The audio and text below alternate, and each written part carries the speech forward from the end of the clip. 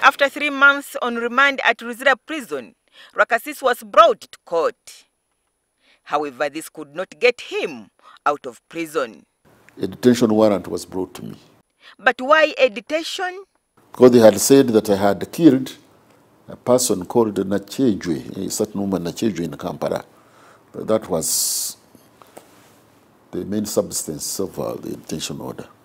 Rwakasisi was remanded for 3 years, after which was transferred to Mbarara for trial. I saw witnesses, witnesses would come. There was this very dramatic fellow called Koporo Katabazi. Koporo Katabazi was, I think, got from Luzira prison to come testify against me. And he says, tell us what happened. He said, aliita mimi mbele yake. Kasema kwenda Mbarara leta gorilla yangu. Na mimi nikapiga salute kasema ndiye afande. And you wonder how really Minister and the Minister Rwakasisi could have been another Minister Rwakasisi talking to a couple from where. But I saw the judge saying this is a trustworthy witness. And when he felt all hope was lost, he asked the authorities to allow him to talk to his family. But then I collected my children. They were still young, but I took them in a corner somewhere. I said, now you know what is going on. I said, I may be hanged. But after 10 years, 20, 30, even some years, the truth will be known. The trial lasted 6 months. It was June 30th, I think, when the judgment was read. The judge started reading the judgment from 10 o'clock in the morning until 8:30 in the night, without break. At the end of it, he changed his white wig with a black hood. Very dramatic, I must admit. He said, I'm going to pronounce the sentence. The whole court stood, and the prayer was said. I did not hear all of it, but I caught the tail end, where he said, may his soul rest in peace. And everybody said, amen, including me. Rwakasisi says he was condemned not because he killed, but because of the power he had when Obote was president. The way I carried myself, the way I attracted, hatred from almost from everybody except Obote.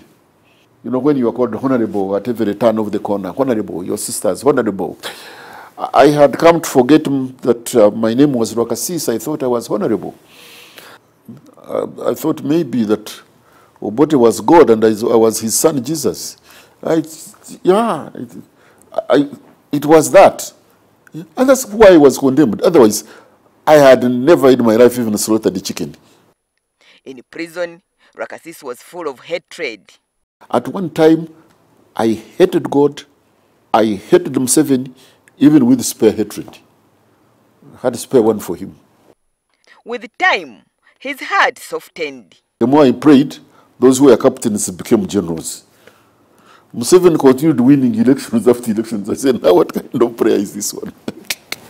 So, I turned my prayers now. The hatred, the prayer of hate, I turned into the prayer of love. And genuinely, I would go down on my knees, I would pray for Museveni, I would pray for his family, for his wife, I would pray for his government. And things started becoming very easy for me. He says he and Museveni became friends when he was still incarcerated. In 1995, I was struck by diabetes. And President Museveni sent his personal doctors to come to treat me in prison. That's the power of forgiveness. Rwakasisi says he felt at peace and did not mind staying behind bars. At a certain stage, actually, I had asked my friends who came and said, don't pray for me to leave prison. Pray for me that I stay here and do God's will. Because I had preached the gospel. People had been converted. People were being baptized. Despite that, Rwakasisi remembers how traumatized when several times he witnessed other death row inmates walking to the gallows. people have been executed. They get people from your cell and take them for execution. You know what I mean? Then some inmates become introvert, start looking into void. The death row syndrome sets in. Rwakasisi was put into solitary confinement, where he had to sleep on the bare floor without a blanket. During the 6 months he spent alone, he found salvation. According to Rwakasisi, there was a Bible in the isolation room. This he read from cover to cover because he had no one to talk to. As I was meditating on that, I fell into this inexplicable trance. And it was in there that this man stood before me. True, dressed in his brilliant white, no doubt about it. And he called me by name and said, "Chris, fear not, no one is going to kill you." And indeed, on the 20th of January 2009, President Yoweri Museveni pardoned Rwakasisi. Here comes the order. So the OC wants you in the office. Now, when they say they want you in the office of the OC, you don't know whether for good or for bad, because it can be bad.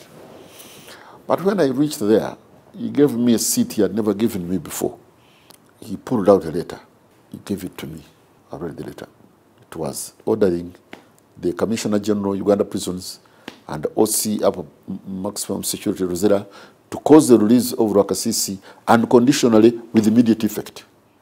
And I can move with clear conscience anywhere. That's why I love this man called Museveni, in the equal amount of love as I hated him. The 80-year-old is a senior presidential advisor on general duties. He also heads a group in All Saints Cathedral, which preaches the gospel to prisoners. Nimanya inembabazi, nimanya inembabazi, nimanya inembabazi we Yesu. Kunabeire mbuzire yansherura yambona, yanyozya neshaga mana yera. So, Luzira interpreted, he says, I know he's graceful. When I was lost, he looked for me and found me. He washed me with his blood, and I am white. Agness Nandutu, NTV, Living History.